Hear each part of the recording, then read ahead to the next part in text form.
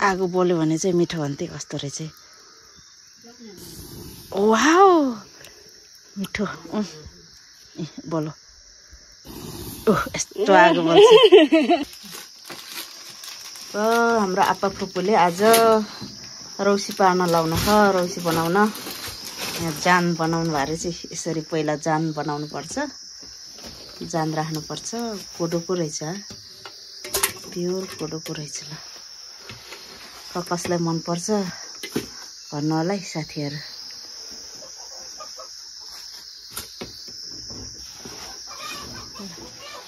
Pure कोदोको चाहिँ जान बनाएर राख्नु भएर चाहिँ यहाँ मर्चा मोलेर अनि पकाएर मर्चा मोलेर राख्नु पर्छ यसरी खाँडेर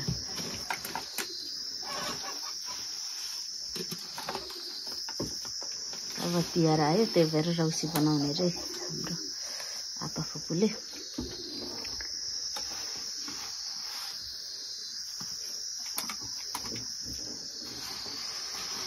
ल है साथीहरु यो बजारको महँगो रक्सी भन्दा त यो एकदमै प्योर कोदोको लोकल रक्सी एकदमै अर्गानिक हो नि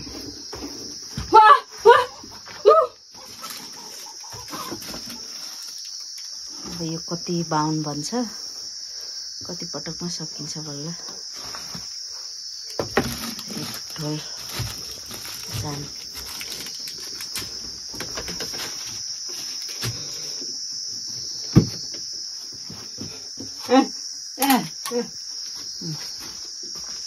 आगो खर्कनुमा चाहिँ जान हाल्नु पर्छ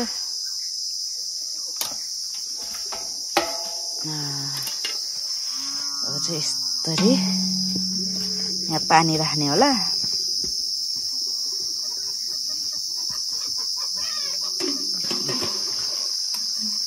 पानी लिन जानुभयो सानै यहाँ रक्सी पार्ने हो के उता जाऊ रक्सी बनाउनुहुन्छ फुपूले अब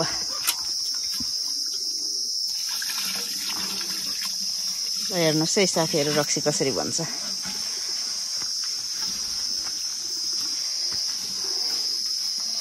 यो कोदोको रक्सी त स्वास्थ्यको लागि पनि एकदम हेल्दी भन्छ नि चिसो लाउँदा के गर्दा पनि झैँखप्पी बनाएर चाहिँ खान दिनुहुन्थ्यो पहिला हाम्रो आमाहरूले नि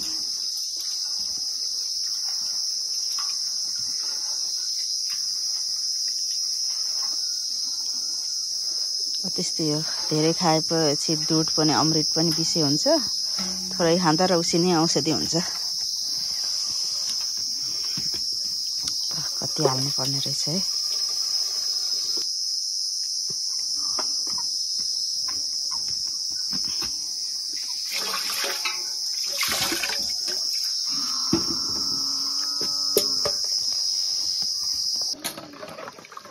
ढुङ्गा पनि धेरै हुनुहुन्छ त त्यो जान भित्र राख्ने होला कि मत के रे ढुङ्गा किन राखेको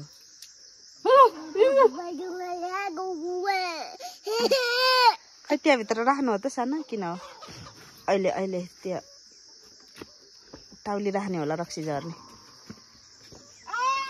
ए यो रक्सी झर्ने हारी राख्नलाई पो के अरे त्यहाँ ढुङ्गा राख्नु भएको रहेछ कि पहिला चाहिँ सानो ओडान थियो त्यहाँ राख्नुहुन्थ्यो आजभोलि त ओडान भाँच्यो होला अनि त्यसरी ढुङ्गा राखेर बनाउनु रहेछ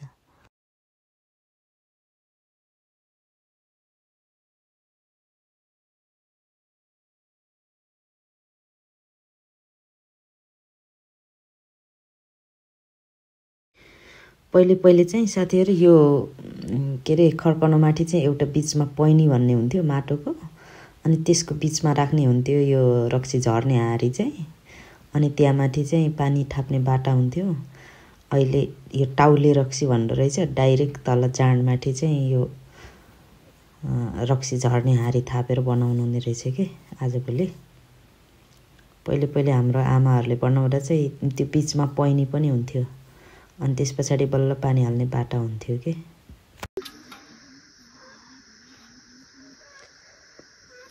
त्यहाँको त्यो यस्तो ओडान खैरा छैन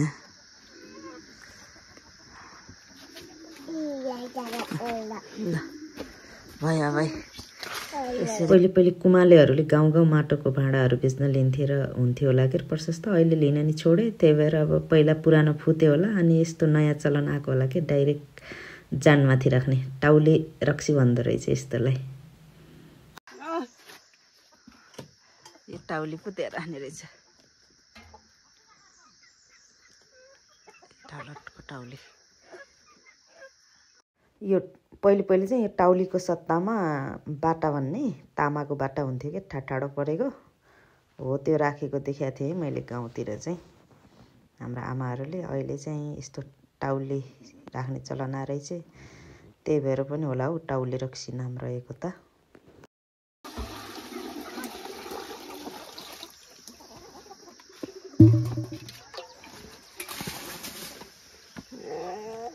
अब त्यो आँप पुग्नुहुन्छ अनि हो त्यहाँबाट सास गयो भने रक्सी नमिठो झर्छ अरे, त्यही भएर त्यो सानो कपडाले चाहिँ बाँडेर ताल्नु भएको हो। त्यसरी गयो भने सास जान पाउँदैन, रक्सी मिठो हुन्छ।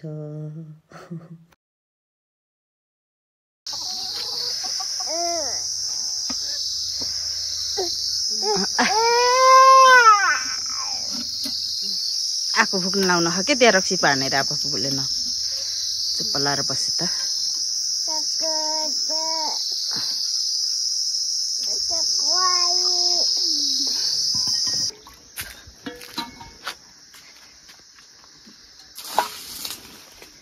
पानी चेन्ज गर्नुपर्छ बेला बेलामा, बेला बेला भन्नाले तात्तेपछि। कति पानी बनाउनुहुन्छ अब, 2 पानी फाल्नु होला योसँग।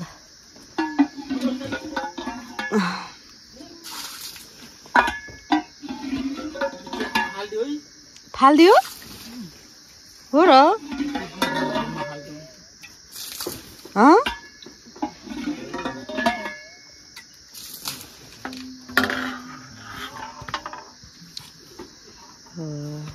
तातो पानी निकालेर चिसो पानी फेरि राख्नु।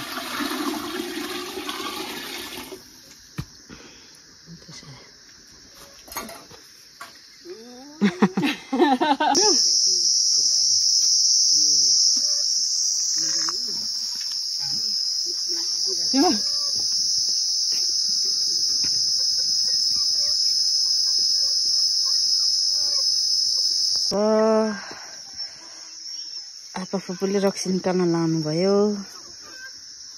कति रक्सी झरेछ हेरौँ है। 3 पानी मात्र बनाउनु भयो, धेरै झरे छैन होला,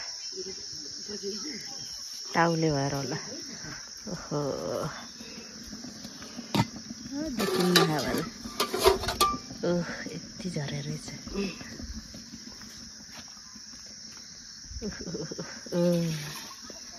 रक्सी त त्यसरी निकाल्नु पो रहेछ त। त्यसरी भाँडा है, यहाँ भाँडा यहाँ मध्यबाट निकालेको यस्तोबाट।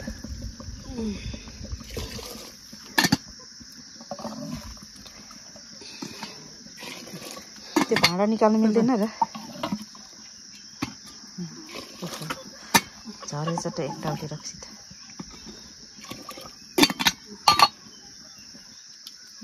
तातो हुन्छ भनेर भन्छ बेला।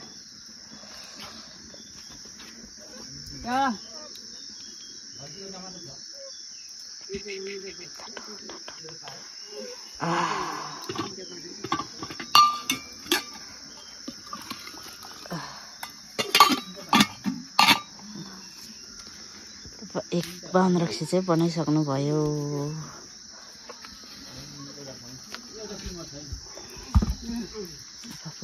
सक्यो रक्सी, सक्यो, फिनिस भयो। अब रक्सी हेरौँ है। रक्सी पहिला पहिला आगोमा उस गर्दैछु, बलेसी मिठो भन्थे। खै रक्सी अघि नाच चढाउनु पर्छ के, आगो बल्यो भने चाहिँ मिठो भन्थे। कस्तो रहेछ वाउ, मिठो बोलो। ओह यस्तो आगो बल्छ, यस्तो भयो भने चाहिँ रक्सी मिठो भन्नुहुन्थ्यो हाम्रो आमाहरूले होला।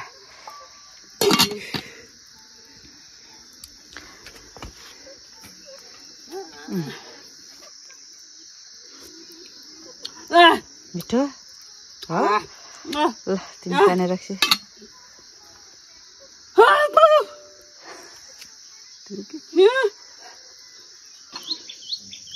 दाइ आउनु भएको छ एकजना उहाँलाई यति